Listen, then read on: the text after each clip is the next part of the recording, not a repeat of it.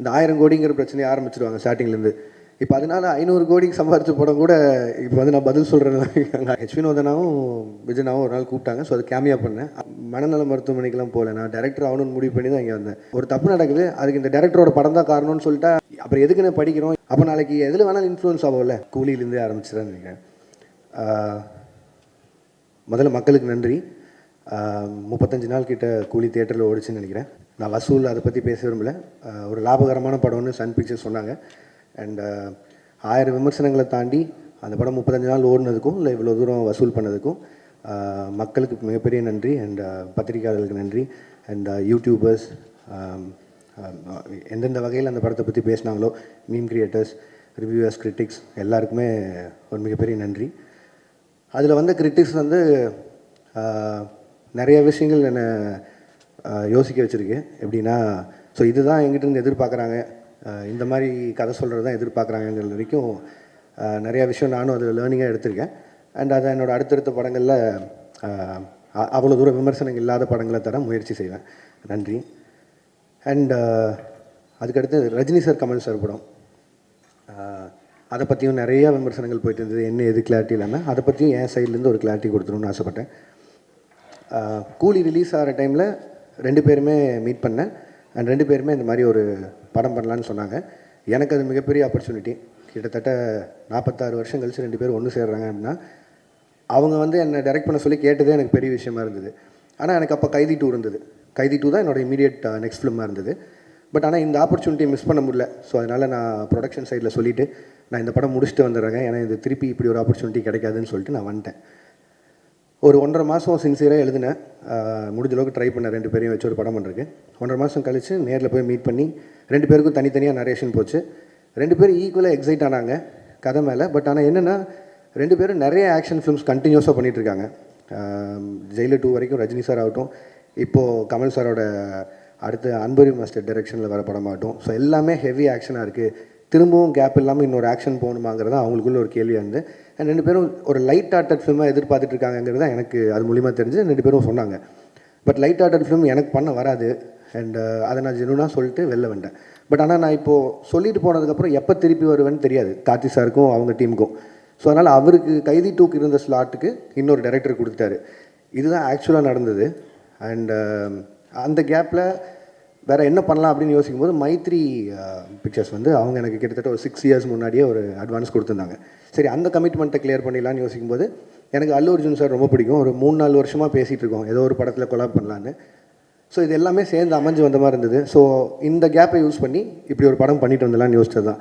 அதுவும் நிறையா சம்பளம் கேட்டேன், அதனால் கைதி 2 பண்ணல அப்படிலாம் போட்டுதான். அப்படிலாம் இல்லை, சம்பளம்ன்றது உங்களுக்கு தெரியும். மார்க்கெட்டும் ப்ரொடியூசரும் நிர்ணயிக்கிறது தான். நான் எவ்வளோ டிமாண்ட் பண்ணாலும் நம்ம படம் என்ன பண்ணியிருக்கோம் அதுக்கு தகுந்த மாதிரி தான் நம்ம சம்பளமும் இருக்கும்.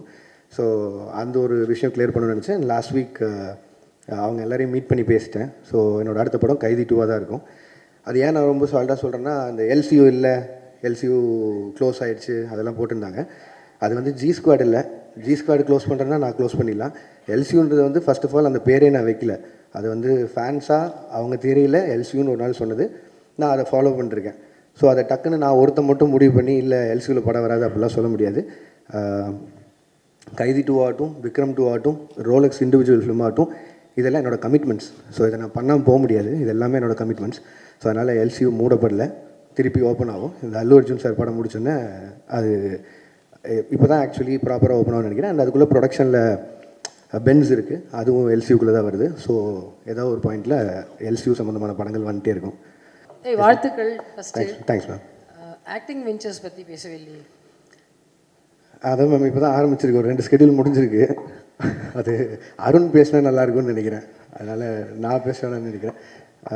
இன்னொரு 25 டேஸ் பேலன்ஸ் இருக்குது. அந்த படம் ஷூட் முடிச்சுட்டு நான் அடுத்து அல்லு அர்ஜுன் சார் படத்துக்கு மூவ் ஆகிடும். லோகேஷ் சார், உங்களுக்கு நடிக்கிறது ஈஸியாக இருக்கா, டைரக்ஷன் பண்ணுறது ஈஸியாக இருக்கா? எல்சியூவில் தனுஷ் சிம்புலாம் சேர்த்துக்கு வாய்ப்பு இருக்கா சொல்லுங்கள். ஏன்னா இவ்வளோ கேள்வி நடிக்கிறது அவ்வளோ ஈஸியாக இல்லைங்க, கஷ்டமாக தான் இருக்குது எனக்கு தெரிஞ்சு. அதான் நான் புதுசாக ஏதாவது கற்றுக்கணும், சும்மா இருக்க டைம் இப்படி ஏதாவது செலவு பண்ணணும்னு சொல்லி பார்த்தது தான். அண்ட் அருணுக்கு எனக்கு கம்ஃபர்ட் இருந்தது, ஃப்ரெண்டு வேறு. ஸோ அதனால் ஈஸியாக அந்த படம் பண்ணிட முடியும்னு நினச்சேன். பட் ஆனால் அவ்வளோ ஈஸி இல்லை, கஷ்டம் தாங்க அது. திருப்பி அது கன்டினியூ பண்ணுவோம்னா இல்லையா தெரியல. இப்போ சொன்னேன்ல இவ்வளோ லைனப் இருக்குது. ஸோ அதெல்லாம் பண்ணணும். ஸோ தெரிலங்க. இரும்பு கை மாயாவி அந்த கதை தான் அல்லு அர்ஜுன் பண்ணுறேன். இல்லை சார், அது வந்து இப்போ தான் அனௌன்ஸே பண்ணியிருக்காங்க சார் அந்த படத்தை பற்றி. ரெண்டாவது அவங்க ப்ரொடியூசர் சார்பாக அவங்க சைட்லேருந்து வர அனௌன்ஸ்மெண்ட் வர வரைக்கும் மட்டும் இருக்கலாம். இப்போதைக்கு ஒரு படம் பண்ணுறோம் சார். லோகேஷ் சார் இங்கே. Yes sir. சார், அதாவது கூலி படம் ரிலீஸ்க்கு முன்னால் நீங்கள் சில இன்டர்வியூஸ்லாம் கொடுத்தீங்க. அதை வந்து ஆடியன்ஸ் பாயிண்ட் ஆஃப் வியூவில் வந்து அது ஒரு எக்ஸாஜரேஷன்னு நினச்சிட்டு அதை பற்றி சோஷியல் மீடியாவில் வந்து உங்களை பற்றி நெகட்டிவிட்டியோடு பேச ஆரம்பித்தாங்களான்ற மாதிரி தான் தோணுது. அது உண்மையிலே என்ன தான் நடந்துச்சு சார்? நீங்கள் சொன்னது என்ன, செஞ்சது என்ன, மக்கள் மத்தியில் எப்படி போய் சேர்ந்துச்சு சார்? இப்போ நான் சொன்னாலும் திருப்பி அதான் நடக்க போகுது சார். நான் வந்து ஒரு படத்தோட கலெக்ஷனை பேஸ் பண்ணி ஒரு படம் பண்ண முடியாதுங்கிறது அது என்னோட ஐடியாலஜி. சினிமாவை நான் 1000 கோடி சம்பாரிச்சு காட்டுறேன்னு ஒரு படம் எழுதவே முடியாது. நான் அதான் முன்னாடின்னு சொல்கிறேன். பட் ஆனால் என்னென்னா, நம்ம டெக்னீஷியன்ஸும் நம்ம கூட இருக்கவங்க யார் எவ்வளோ சொன்னாலும் அவங்க அந்த படத்து மேலே இருக்க எக்ஸைட்மெண்ட், ரஜினி சார் மேலே இருந்த எக்ஸைட்மெண்ட், அவ்வளோ ஸ்டார்ஸை பார்த்த எக்ஸைட்மெண்ட்டில் இந்த 1000 கோடிங்கிற பிரச்சனையை ஆரம்பிச்சிருவாங்க ஸ்டார்டிங்லேருந்து. இப்போ அதனால் 500 கோடிக்கு சம்பாரிச்ச படம் கூட இப்போ வந்து நான் பதில் சொல்கிறேன் அங்கே ஆயிடுச்சு. கிரிட்டிசிசம் அதெல்லாம் விட்டலாம். பட் ஆனால் கொடுத்த இன்டர்வியூஸுமே சரி, நான் இதை ரொம்ப ஸ்ட்ரெஸ் பண்ணியே சொல்லிட்டு இருந்தேன். இந்த மாதிரி 1000 கோடிங்கிறத ப்ரெஷரைஸ் பண்ண வேணாம், அப்படி ஒரு படமாக எக்ஸ்பெக்ட் பண்ணாதீங்க. ஒரு commercial film Rajini sir enjoy பண்ணுற மாதிரி ஒரு படம் இருக்கும் தான் நான் முன்னாடி இந்த எல்லா இன்டர்வியூலையும் சொன்னேன். பட் எனக்குமே வந்து ஏதோ ஒரு பாயிண்டில் ஒரு டிரான்ஸ்பரன்சி, ஒரு அளவை மெயின்டைன் பண்ணுங்கிறது நான் இந்த படத்துலேருந்து என்னோடய லேர்னிங்காக இருக்க போகுது. ஏன்னா எவ்வளோ பேசினா போதும். ஏன்னா நான் ரொம்ப கனெக்ட் ஆகி நிறையா ஃப்ரெண்ட்ஸோடு உட்காந்து பேசுகிற மாதிரி பேசிடுறேன். அது வந்து ரொம்ப எக்ஸாஜரேட் ஆன மாதிரி ஆகிடுது. ஸோ படம் ரிலீஸ்க்கு அப்புறம் அதுவே எனக்கு பேக் ஃபயர் ஆகிற மாதிரி ஆகிடுது. ஸோ நான் இதுக்கு மேலே வரும்போது கொஞ்சம் டிரான்ஸ்பரன்சி மெயின்டைன் பண்ணிக்கணும்னு நினைக்கிறேன். சார், நீங்கள் டிசியில் பண்ணிகிட்டு இருக்கிறதா, டிசியில் இப்போ பண்ணிக்கிட்டு இருக்கீங்க. அதேமாரி ஜனநாயகன்லேயும் ரிப்போர்ட்டராக பண்ணிகிட்டு இருக்கீங்க அப்படின்றதும் தகவல் வந்துச்சு. அது நீங்கள் எப்படி பார்க்குறீங்க? அதுக்கப்புறம் 2 கேள்வி அமைச்சிடறேன். இந்த சென்சார் இஷ்யூ கூலிலையும் ஏ சர்டிஃபிகேட் வந்திருந்தது, ஜனநாயகன்லேயும் அது பாதிக்கப்பட்டிருக்கு. அது எப்படி சார் பார்க்குறீங்க இந்த 2 கொஸ்டின்? சார், டிசியில் ஆமாம் சார், அது பண்ணிருக்கேன். அது அருண் மாதேஸ்வரன் படம். இது வந்து ஹெச் வினோதனாவும் விஜயனாவும் ஒரு நாள் கூப்பிட்டாங்க. ஸோ அது கேமியா பண்ணேன். அது அவ்வளோதான் என்னால் சொல்ல முடியும். அதுக்கு மேலே அவங்க பேசிங்க. அண்ட் ரிகார்டிங் சென்சார் போர்ட், நான் கூலி சொல்லணுன்னா அதுக்கும் நிறைய விமர்சனம் வந்தில்ல, ஏன் ரஜினி சார் ஏ சர்டிஃபிகேட் அப்படின்னு சொல்லி. எங்களுக்கான ரிலீஸ் டைம் இருக்குது. அண்ட் எனக்கு அந்த படத்தை எந்தையுமே விஷுவலாக கட் பண்ணிட வேணாம். இது எல்லாத்தையும் மனசில் வச்சுட்டு ரஜினி சாரோட அட்வைஸை எடுத்துகிட்டு அண்ட் தென் வி டிசைடட். ஏன்னா ஒரு ஏ சர்டிஃபிகேட் வந்ததுனால மட்டுமே ஒரு 40-50 கோடி வருமானத்தில் லாஸ் இருக்க மாதிரி இருக்கும். பட் ஆனால் அது சன் பிக்சர்ஸ் எனக்கு கொடுத்த ஃப்ரீடம், ரஜினி சார் எனக்கு கொடுத்த ஃப்ரீடம், லோகேஷ் உங்கள் காலாக இருக்கட்டும், உங்களுக்கு என்ன தோணுதோ பண்ணுங்கன்னு. நான் ஒரு கம்ப்ளீட் ஃபிலிமாக இருக்கணும்னு சொல்லி தான் ஏ சர்டிஃபிகேட் கொடுத்துக்கிட்டது. இல்லைனா ஆப்வியஸாக இன்னும் கொஞ்சம் அதிகமாக சம்பாதிக்க போகுதுன்னா நான் வேணான்னு தான் சொல்லியிருப்பேன். பட் இதுதான் ஆக்சுவலி நடந்தது. அண்ட் ரிகார்டிங் ஜனநாயகன் எனக்கு நீங்கள் வினோத நாடு தான் கேட்கணும். நான் சென்சாருக்குள்ளே போகல, அதனால் நான் சொல்ல முடியாது. Thank you sir. எங்கள் கேள்வி, ஒரு இயக்குனராக இருந்து நடிகர்களை இயக்குனதுக்கும் இப்போ நீங்களே வந்து ஒரு நடிகராக மாறினதுக்கும் என்ன வித்தியாசம் தெரியுது? இப்போ உங்களுக்கு வந்து நடிகராக இருக்கிறது சுகமாக இருக்கா? இப்போ தான் உங்கள்கிட்ட அங்கே சொன்னேன். ஆனால் உங்களுக்கு தம்ப்நெயில் வேணும். அதுக்காக சுகமாலாம் இல்லை, நான் நல்லா இல்லை, கொஞ்சம் கஷ்டமாக தான் இருக்குது. டைரக்ஷன் நமக்கு தெரிஞ்ச வேலை செய்கிறதுக்கும் தெரியாத வேலை செய்கிறதுக்கும் வித்தியாசம் தான்.